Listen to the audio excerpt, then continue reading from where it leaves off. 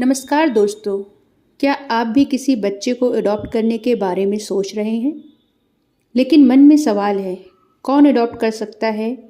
क्या age limit होती है? सिंगल लोग अडॉप्ट कर सकते हैं या नहीं?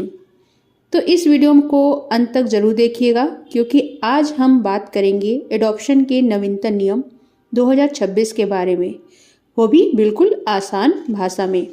अडॉप्शन क्या है, यानी अडॉप्शन का मतलब क्या होता है?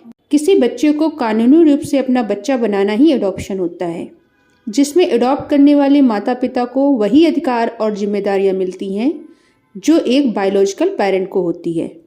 भारत में अडॉप्शन की प्रक्रिया को कारा यानी कि central adoption resource authority regulate करती है। बच्चा कौन कौन अडॉप्ट कर सकता है?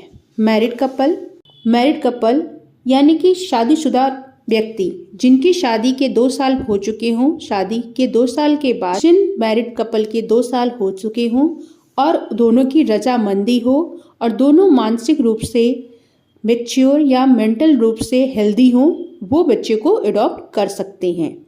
नंबर 2 है सिंगल पर्सन, यानी कि जो अनमैरिड, डाइवोर्सी या विडो हो, वो भी बच्चे को अडॉप्ट कर सकते हैं। कंडीशन ये है, अगर सिंगल महिला है तो वो लड़का या लड़की दोनों को अडॉप्ट कर सकती है, लेकिन सिंगल पुरुष है तो लड़की को अडॉप्ट नहीं कर सकता, वो सिर्फ लड़के को ही अडॉप्ट कर सकता है। और दोनों ही कंडीशन में मानसिक और आर्थिक रूप से सक्षम होना जरूरी है। अब मैं बात करती हूँ एज लिमिट की, यानी कि आप अगर अडॉप्ट करने जा रहे हैं तो बच्चे की एज क्या होनी चाहिए और आपकी एज क्या होनी चाहिए, तब आप किस बच्चे को अडॉप्ट कर सकते हैं।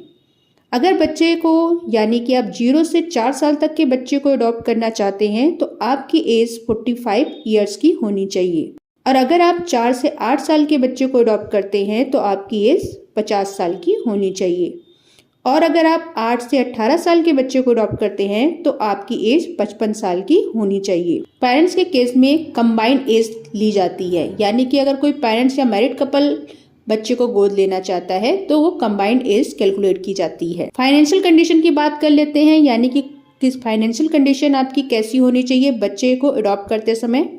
मिनिमम इनकम टैक्स फिक्स नहीं होती है, लेकिन इनकम इतनी हो कि बच्चे की एजुकेशन, हेल्थ और फ्यूचर अच्छे से संभाल सके। स्टेबल जॉब या बिजनेस होना जरूरी है। होम स्टडी रिपोर्ट भी तैयार की जाती है। कारा द्वारा ऑथराइज्ड सोशल वर्कर आपके घर की होम स्टडी करता है। फैमिली इन्वायरमेंट, सेफ्टी, माइंडसेट सब चेक किया जाता है। और ये भी मैं बताऊंगी कि कौन बच्चे को अडॉप्ट नहीं कर सकता है। सीरियस मेंटल इलनेस, अगर कोई मेंटल इलनेस है तो बच्चे को अडॉप्ट नहीं कर सकता है। क्रिमिनल बैकग्राउंड का व्यक्ति हो तो वो बच्चे को अडॉप्ट नहीं कर सकता है। फाइनेंशियली अनस्टेबल व्यक्ति हो तो वो भी बच्चे को अडॉप्ट नहीं कर सकता है। बिना कारा रजिस्ट्रेशन अडॉप्शन इलीगल है। अडॉप्शन प्रोसेस की बात करें तो सबसे पहले आपको कारा यानी कि चाइल्ड अडॉप्शन अथॉरिटी रिसोर्स में रजिस्ट्रेशन कराना पड़ेगा। कारा वेबसाइट पर जाकर डॉक्यूमेंट अपलोड करने पड़ेंगे। उसके बाद होम स्टडी रिपोर्ट तैयार होगी, फिर चाइल्ड एलोकेशन होता है। उसके बाद कोर्ट के द्वारा आपको ऑर्डर पास किया जाएगा, फिर बच्चा लीगली आपका हो जाएगा। इम्पॉर्टेंट वार्निंग ये देना चाहूंगी, बिना कानूनी प्रक्रिया के एडॉप्शन करना गैर कानूनी अपराध है।